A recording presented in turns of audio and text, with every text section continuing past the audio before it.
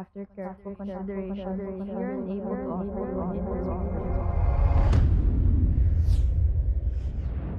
Ang sabi nila, pag nakagraduate ka, mas madali na. Siyempre, nung time na yun, yung pinaka-in-demand is yung full stack developer.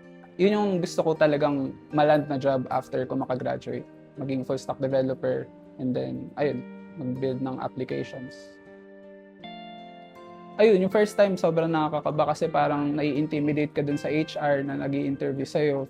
Feel mo wala kang alam, ganun. Every time naman na nai-interview ako or nagkakaroon ako ng opportunity, always high hopes.